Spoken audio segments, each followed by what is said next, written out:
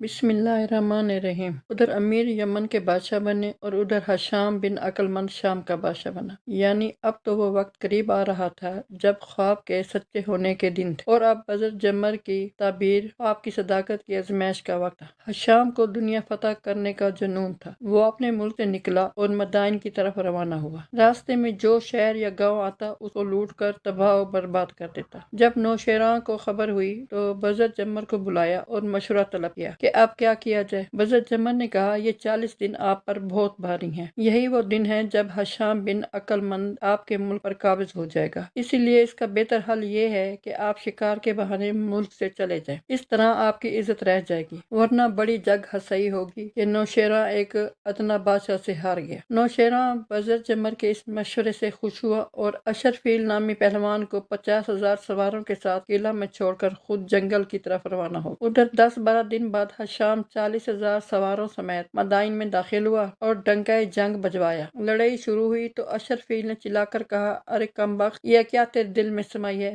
بادشاہ نوشیروان کی دشمنی مول لے لی۔ حشام نے کہا، میں تیرے بادشاہ کو خوب جانتا ہوں، اگر وہ شکار پر نہ جاتا تو اس کی موت بھی میرے ہاتھ سے ہوتی۔ اشرفیل کو اس بات پر غصہ آیا اور ایک نیزہ حشام کو مارا، مگر حشام نے وہی نیزہ پکڑ کر واپس تاک کر ایسا اشرفیل کو مارا کہ سیدھا سینے میں گڑ گیا اور اشرفیل موقع پر ہی مر گیا۔ پھر عام جنگ شروع ہو گئی۔ غرض یہ کہ حشام کو فتح نصیب ہوئی، ملک میں خوب لوٹ مچائی اور وہاں اپنا ایک نائب مقرر کر کے خود آگے بڑھ گیا۔ اب وہ یمن کو فتح کرنا چاہتا تھا۔ ادھر جب یمن والوں کو پتہ چلا کہ حشام ملک یمن کو بھی تباہ و برباد کرنے کا ارادہ رکھتا ہے تو اس خوف سے سارے لوگ کانپ اٹھے اور پھوٹ پھوٹ کر رونے لگے اور جناب بانی میں دعا کی کہ اے رب العزت اس ناپاک کے ظلم سے بچا۔ ادھر امیر جو شہر میں نکلا تو کیا دیکھتا ہے کہ ساری خلقت مجسمہ غم بنی ہوئی ہے۔ پوچھا کیا ہوا تو سب نے مل کر کہا، ملک شام کے بادشاہ شام نے آپ کی دشمنی پر پوری کمر کس لی ہے۔ نوشیروان جیسا عظیم بادشاہ اس کی برابری نہیں کر سکا اور مدائن کو تباہ و برباد کر کے سلطنت کا مالک بن گیا ہے۔ سنا ہے اب یمن کو تباہ و برباد کرنے آ رہا ہے، نہ جانے اب ہمارا کیا حل ہوگا۔ امیر نے جب یہ قصہ سنا تو غصہ میں لال پیلا ہو گیا اور چلا کر کہا کہ تم مجھے اس سے کم تر سمجھتے ہو جو اس طرح ڈر رہے ہو؟ اس شیطان صفت کو آنے دو، پھر دیکھو میں اس کا کیا حشر کرتا ہوں، اسے مارتا ہوں یا خود مرتا ہوں۔ اس وقت فوج کو تیار رہنے کا حکم دیا اور حشام کا انتظار کرنے لگا۔ پتہ چلا کہ حشام کی فوج 10 کوس دور ایک میدان میں پڑی ہے اور کل صبح حملہ کرنے کا ارادہ رکھتی ہے۔ امیر نے کہا، یہ تو بہت اچھا وقت ہے اور اس سے پہلے کہ وہ ہم پر حملہ کریں ہم ان پر حملہ کر دیتے ہیں۔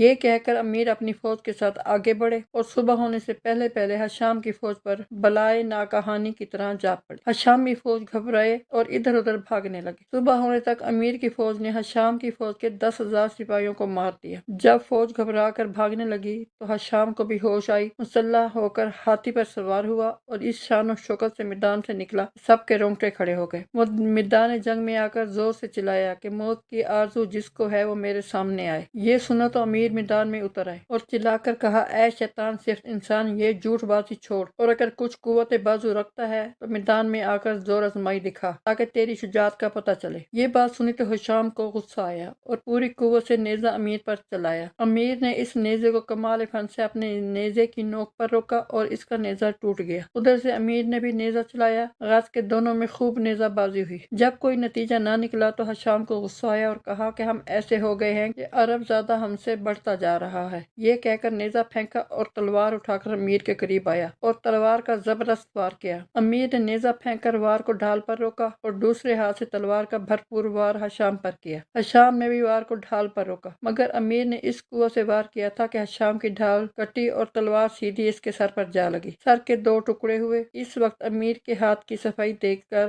دوست دشمن کی زبان سے سبحان اللہ کی صدا بلند ہوئی، مگر ایک تو حشام کی فوج پہلے ہی گھبرائی ہوئی تھی، اب جو انہوں نے اپنے بادشاہ کو اس طرح قتل ہوتے ہوئے دیکھا تو گھبرا گئے۔ امیر نے موقع غنیمت جان کر بھرپور حملہ کر دیا۔ غرض یہ کہ تھوڑے ہی وقت میں میدان حشام کی فوج کی لاشوں سے اٹ گیا اور باقی فوج دم دبا کر بھاگ گئی اور بے شمار گرفتار ہوئے اور اللہ تعالیٰ نے امیر کو فتح نصیب کی اور جو مدائن کا خزانہ تھا وہ لیا اور نوشیروان کی گرفتار فوجیوں کو آزادی دی اور بادشاہ نوشیروان کی خدمت میں ایک درخواست اس طرح لکھی کہ شہر یار کے اقبال سے خانہ زادہ نے حشام کو مارا ہے اور اس کا سر اور مال و اسباب آپ کے قیدیوں سمیت حضور کی خدمت میں بھیج رہا ہوں۔ آپ کا تخت و تاج میرے پاس ہے، اگر حکم ہو تو میں خود لے کر آپ کی خدمت میں آنے کا مشتاق ہوں۔ ورنہ جیسے ہی آپ کا حکم ہو ویسے ہی کیا جائے گا۔ نوشیروان کے قیدی فوجی واپس یہ پیغام لے کر چلے۔ ادھر کی سنیے کہ ادھر جب 40 دن گزر گئے تو نوشیروان شکار سے واپس چلا اور شہر سے باہر قیام کیا اور بزر جمر سے کہا، اے بزر جمر، میں نے جو خواب دیکھا تھا وہ سب علامتیں ظاہر ہوئیں، مگر جو تعبیر تھی وہ اب تک ظہور میں نہیں آئی۔ بزر جمر نے کہا، انشاءاللہ جلد ہی خوشخبری آ پہنچے گی۔ لیکن بادشاہ پریشان تھا اور ادھر لوگ باہر سے آ کر بادشاہ سے ملنے لگے اور کہنے لگے کہ آپ نے بزر جمر کی باتوں میں آ کر اپنی سلطنت گوائی ہے۔ نہ آپ بزر جمر کی باتوں میں آ کر شکار پر جاتے اور نہ ہی یہ حشر ہوتا۔ آپ ہوتے تو ہم ضرور فتح یاب ہوتے اور ملک کا یہ حال نہ ہوتا۔ غرض یہ کہ لوگ بزر جمر کو واجب القتل گردانتے تھے اور بادشاہ بھی کسی حد تک اپنے کیے پر نادم تھا اور فیصلہ بزر جمر کے خلاف دینے ہی والا تھا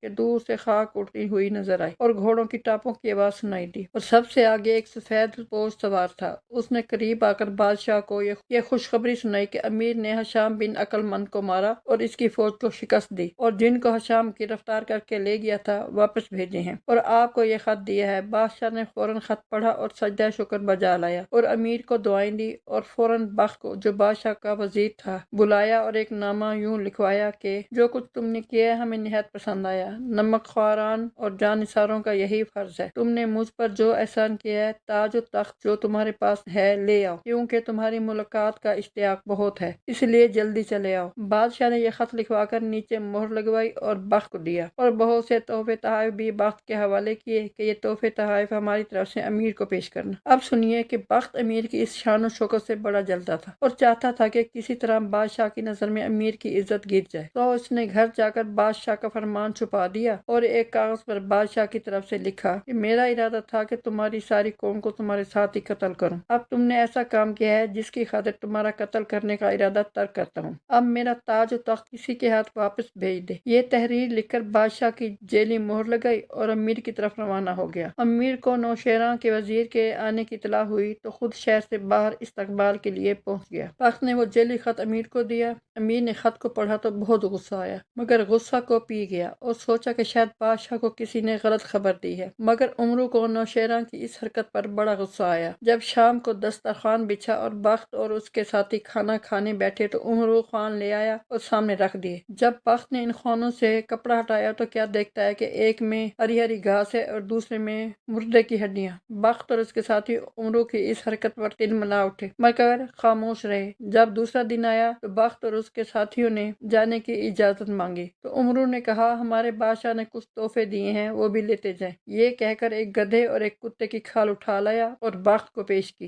بخت نے یہ دیکھا تو صبر کا پیمانہ لبریز ہو گیا اور خنجر نکال کر وار کیا تو امرو نے کہا، جو خلعت تمہارے لائق تھی وہ تمہیں دے دی، اگر تم لڑنا چاہتے ہو تو میں حاضر ہوں۔ یہ کہہ کر امرو نے بخت پر حملہ کر دیا اور مار مار کر کچومر نکال دیا۔ بخت اور اس کے ساتھی سر پر پیر رکھ کر واپس بھاگے۔ ادھر امیر نے فوراً ایک نامہ نوشیروان کے نام لکھا کہ اے بادشاہ، ہم نے آپ کی خاطر اتنی قربانی دی، تعجب ہے آپ نے حوصلہ افزائی کے بدلے یہ بدلہ دیا، کیا یہی ہے آپ کا عدل و انصاف؟ اور اس کے ساتھ بادشاہ کا بھیجا ہوا خط جو در حقیقت بخت نے خود لکھا تھا ساتھ رکھ کر اور ایک عمدہ خلعت دے کر ایک با اعتماد سردار کو بادشاہ کی طرف روانہ کیا۔ اب ادھر کی سنیے کہ بخت اور اس کے ساتھی بدحالی کی حالت میں بادشاہ کے حضور حاضر ہوئے اور جو واردات ان پر گزری تھی تمام سنائی۔ بادشاہ نے جب یہ سنا تو بہت غصہ آیا، فوراً بزر جمر کو طلب فرمایا اور کہا، لگتا ہے امیر باغیانہ خیال رکھتا ہے اور مجھ کو نہیں جانتا کہ میں کون ہوں۔ بزر جمر نے جواب دیا، بادشاہ آپ کا کہنا بجا، مگر امیر بادشاہ کے وزیر سے یہ سلوک کرے یقین نہیں آتا، وہ بہت نیک ہے اور کیا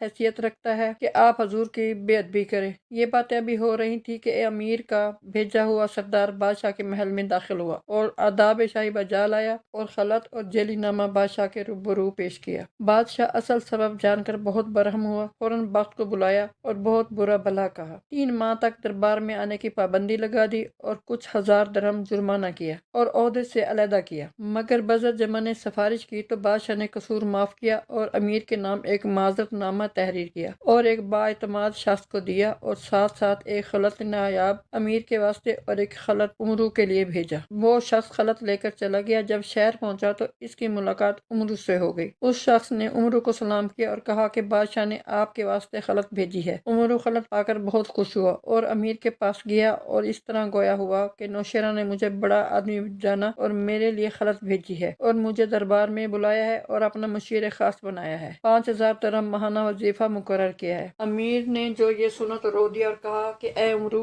میں تجھے اپنا بھائی جانتا ہوں، اپنی جان سے بھی زیادہ عزیز مانتا ہوں، تم مجھ سے جدا ہونے کی سوچتے ہو، چند سکوں کی خاطر مجھے ٹھکراتے ہو، اگر یہی بات ہے تو میں 10,000 درہم تمہارے واسطے مقرر کرتا ہوں۔ عمرو نے جو امیر کی یہ محبت دیکھی تو کہا اے امیر میں تمہاری قسم کھاتا ہوں کہ میں نے تو مذاق کیا تھا، اور اگر بادشاہ مجھے 5,000 درہم بھی دے تب بھی آپ کی بندگی سے منہ نہ پھیروں گا اور آپ کے پاس سے ہرگز نہ جاؤں گا، اور سارا اصل قصہ کہہ سنایا۔ امیر بہت خوش ہوا، اتنے میں وہ آدمی بھی آیا اور امیر کو خلعت دیا۔ امیر بہت خوش ہوا اور کہا کہ میں خود جا کے نوشیرہ کا شکریہ ادا کرتا ہوں۔